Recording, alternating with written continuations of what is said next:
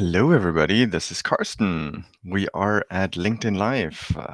This is the first time I'm actually doing a LinkedIn Live all by myself. So, completely new experience here, but happy to have you all here and talk about what I learned at the Forrester Technology Innovation event.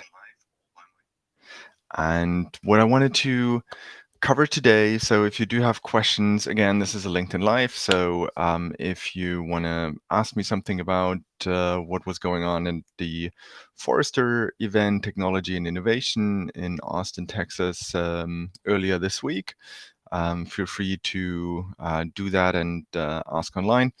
But I will give you sort of like some of my key takes away from the event and just give you a quick rundown of like what happened there.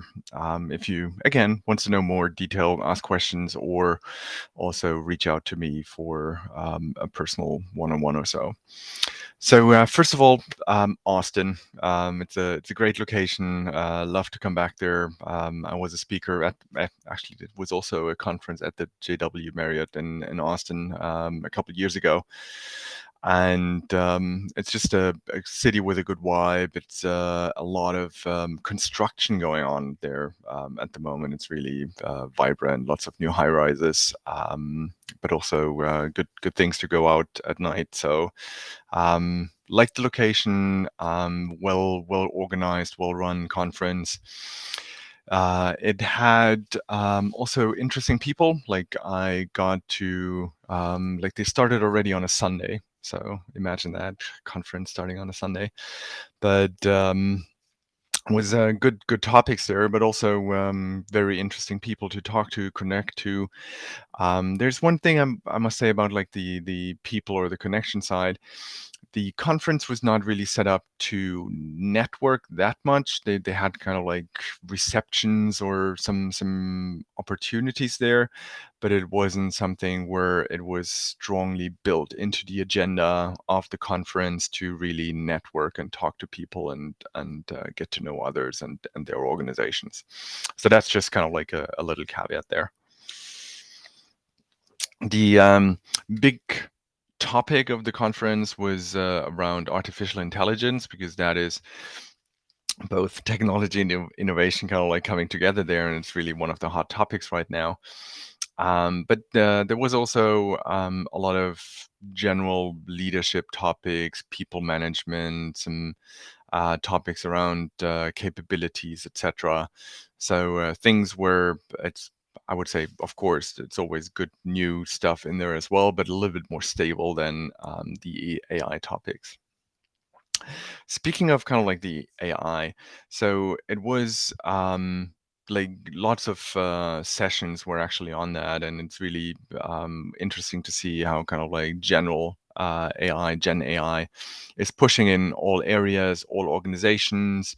Most organizations that I also like talk to on the side have adopted some AI, or also have adopted guidelines. A lot of organizations shut down the access to ChatGPT from within them and provided their staff with safer internal ChatGPT equivalent solutions to prevent the publishing or feeding of the public ChatGPT with internal company or organization confidential information. Another highlight was also that the general AI is, or Gen AI is really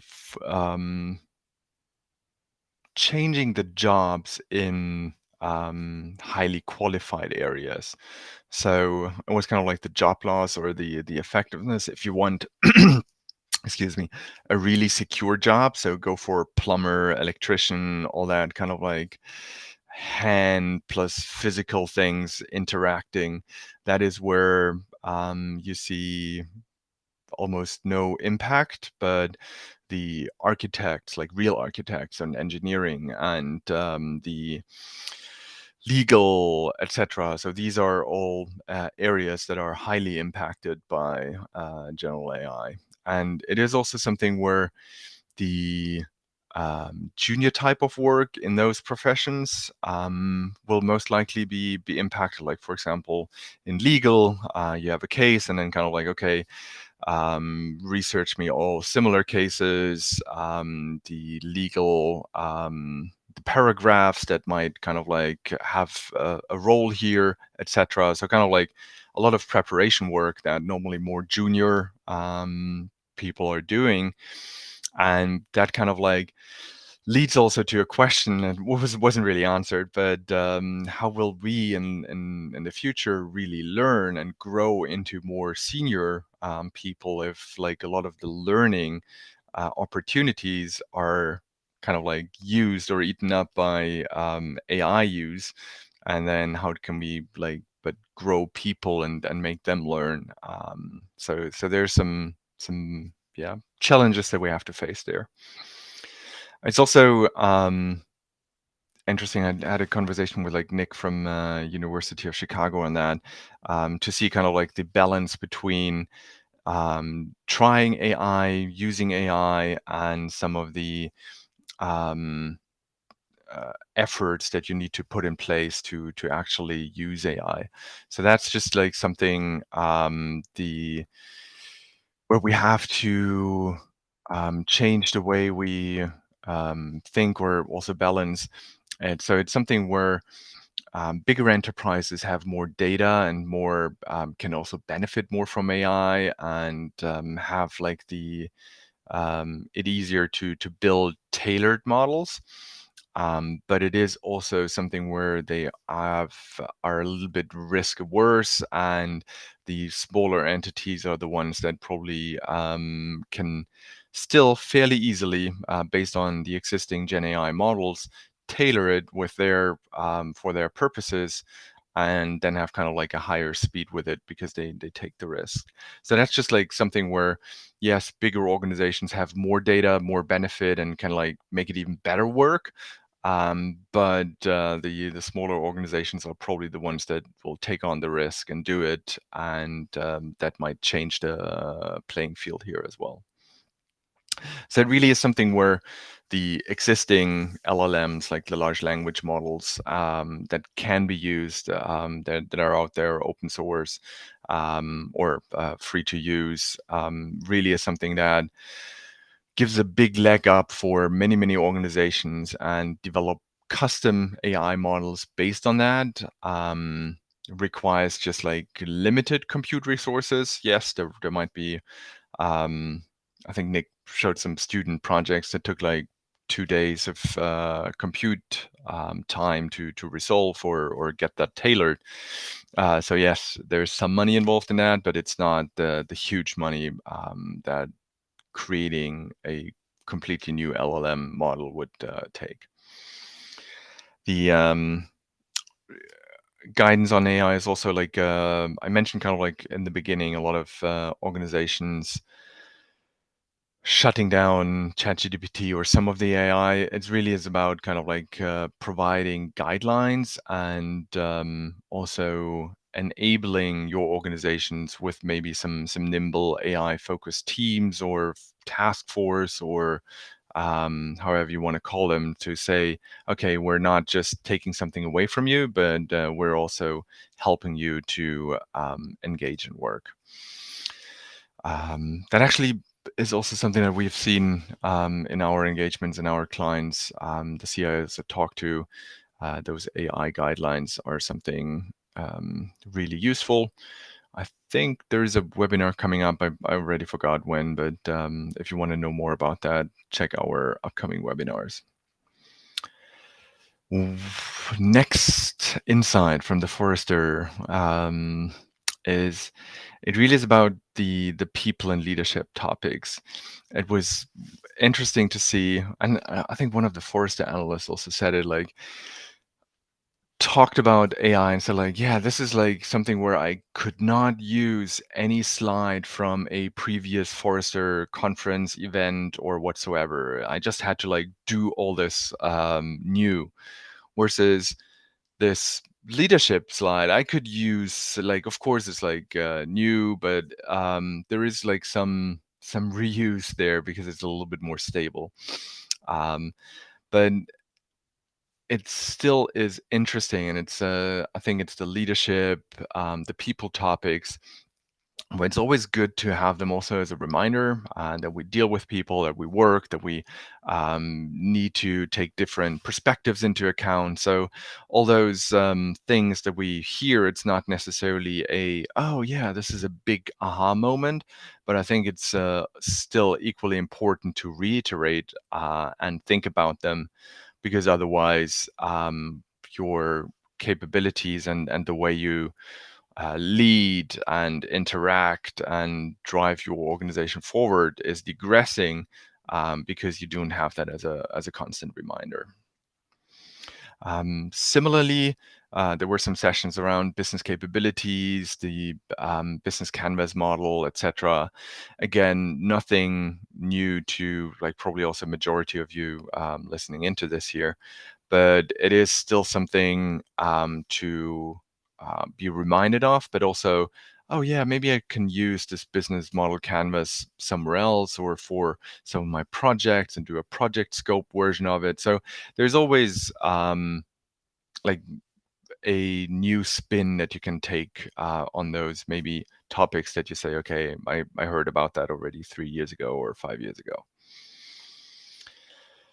The marketplace, like there's like all those conferences also have exhibitors. Also we had our Lean 42 summit, which is coming up in June in Munich next year. Just a little side block here, have exhibitors.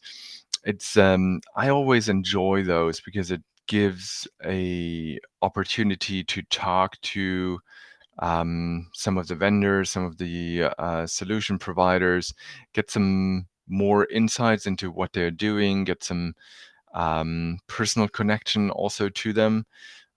So that is something that I also enjoyed at the Forrester event. It was like a big marketplace there. And I learned a lot, got to know a couple new tools, solutions, but also a couple new people, and that's always kind of like an interesting part of us as well. And speaking of kind of like the people part, I mentioned it in the beginning.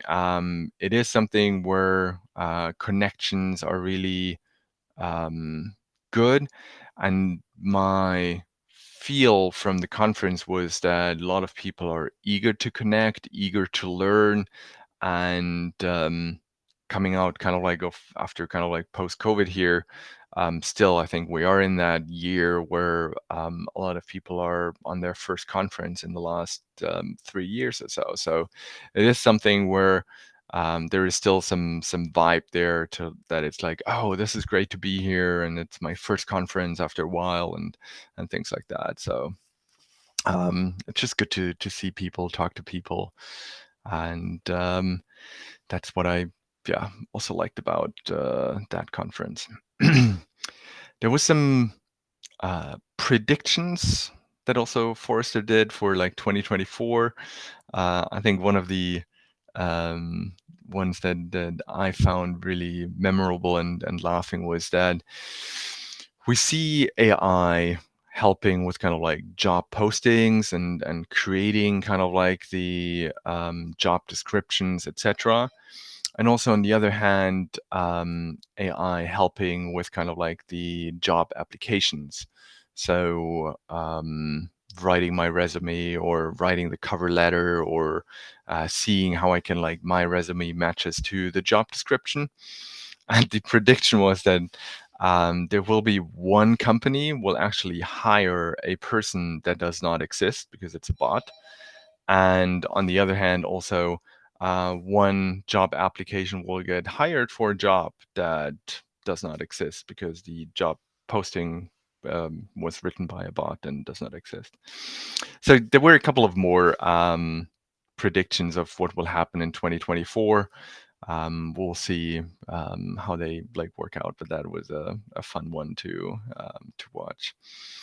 So that's just like some interesting parts here. I think as a general kind of like to sum it up, If you haven't done so, look at Gen AI, some of the tools out there. We actually had also some workshops there and played around with slide generation and video generation that are based out of some prompts. So that was just interesting part. And so use that, work with it, and invest into kind of your leadership, because that is really how you will make use of new changes and get the new changes into your organization. So I hope you enjoyed this short debrief of the Forrester Technology and Innovation Show, which took place earlier this week in Austin, Texas. Next year, they will actually combine it with the data and insights event and have one together. So that will probably also be an interesting show to go to. I also, yeah, if you do have questions, I do not see anyone here in the chat right now, but also feel free to hit me up afterwards, and hope to see you soon. Take care. Bye-bye.